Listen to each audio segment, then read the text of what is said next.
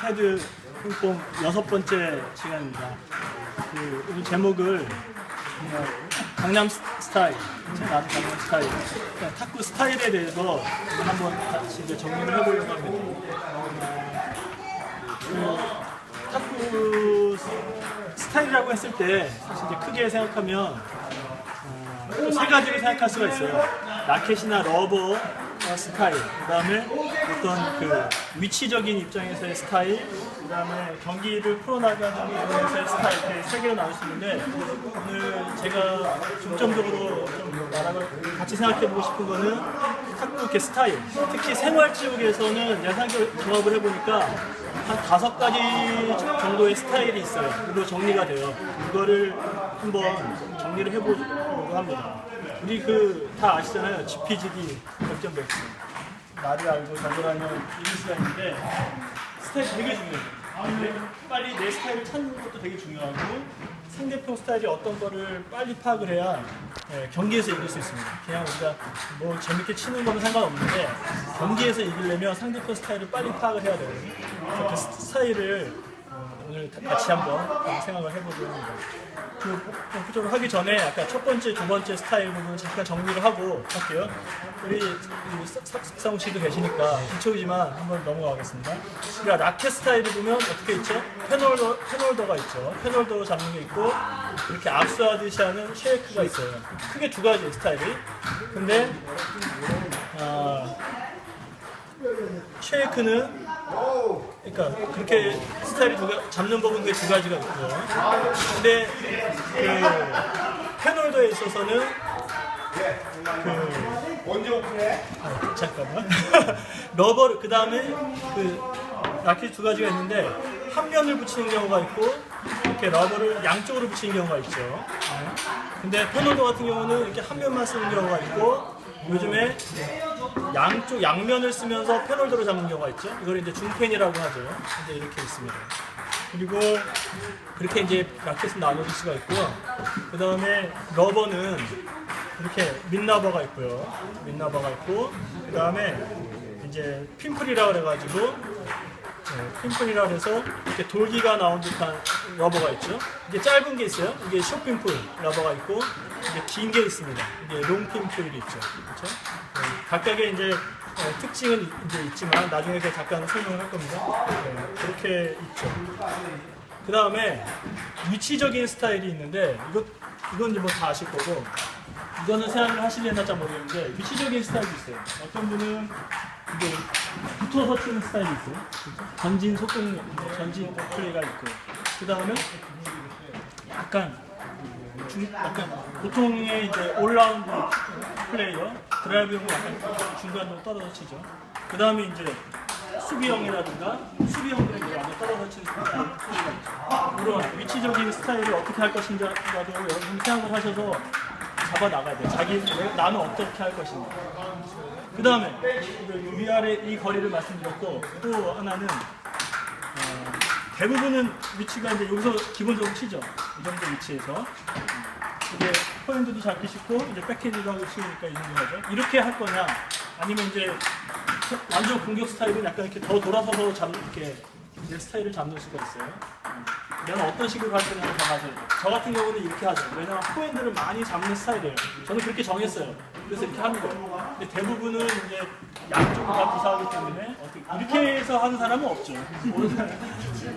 이거 아니면 이겁니다. 나는 어떻게 할 건지 이제 생각을 하시면 되죠.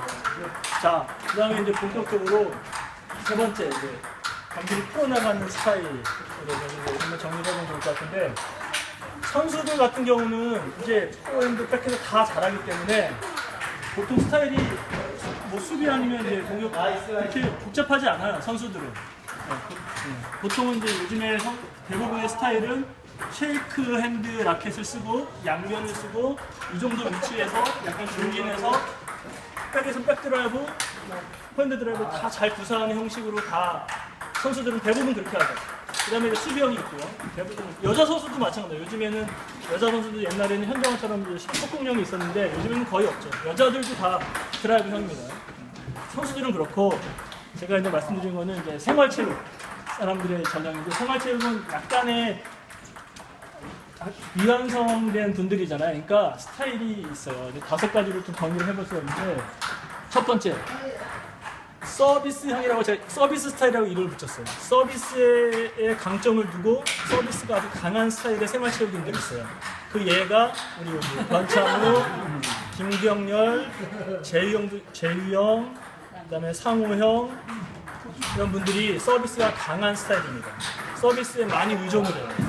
그러니까 이분들처럼 나도 서비스를 강하게 하고 싶으면 이런 강한 서비스, 속이는 서비스 이런 걸 연습을 하셔야 되고, 또 이제 역으로 이런 분들이랑 시합을 해서 내가 강한 사람을 만나서 시합을 할 때는 어떻게 대비를 해야 되냐, 이런 분들은 서비스가 강하기 때문에 이분들 서비스 리턴을 불안하고 말려버리면 경기 안 풀립니다. 이런 분들은 내가 이분들 서비스를 많이 연구해야 돼요. 어떻게 리시브를 할 것인가를 연구를 해서 해야 경기를 풀어나갈 수 있어요.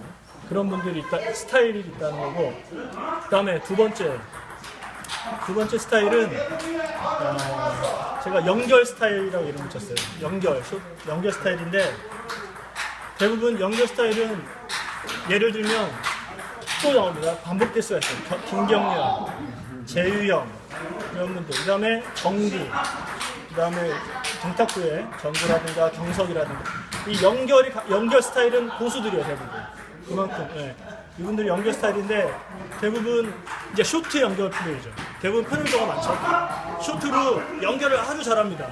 거의 지키고, 그 다음에 쇼트만 잘하는 게 아니라 이제 찬스가 오면 이제 공격으로 한 방이 있는 거죠. 그러니까 이런 분들을 이기기는 상당히 어려운 거예요.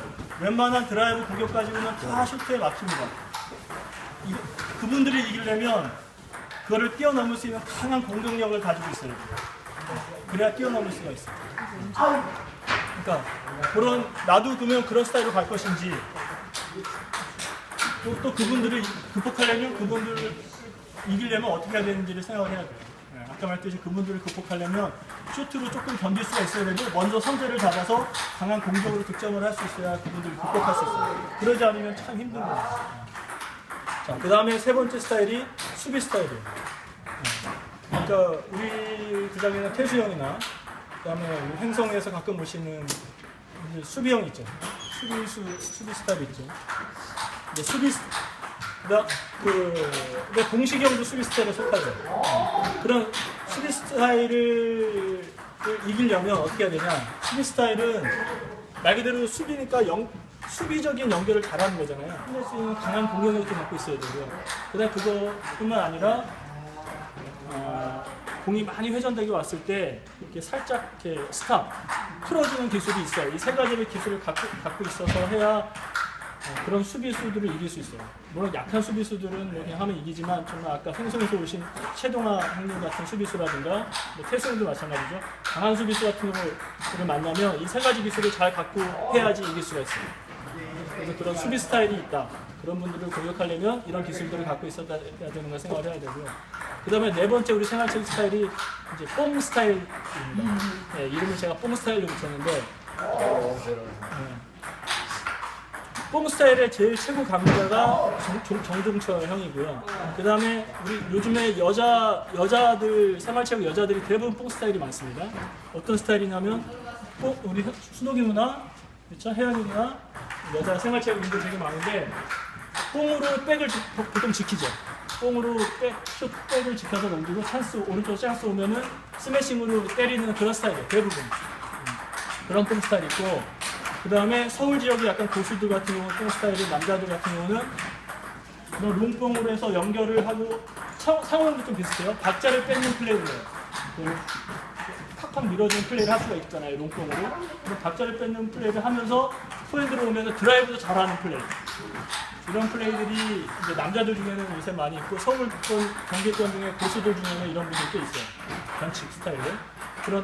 그런 뽕 스타일이 있어요. 그런 뽕 스타일은 그래서 순혁이 누나가 되게 승률이 높은데, 그런 뽕으로 연결했을 때 아까 수비형이랑 마찬가지로 루프 드라이브나 이런 걸로 연결을 할 수 있어야 되고, 찬스가 왔을 때 제껴서 한 방에 끝낼 수 있어야 이길 수 있거든요. 그러지 못하면 그런 분들을 이기기가 되게 쉽지 않아요. 순혁이 누나가 그렇게 어려운 거예요.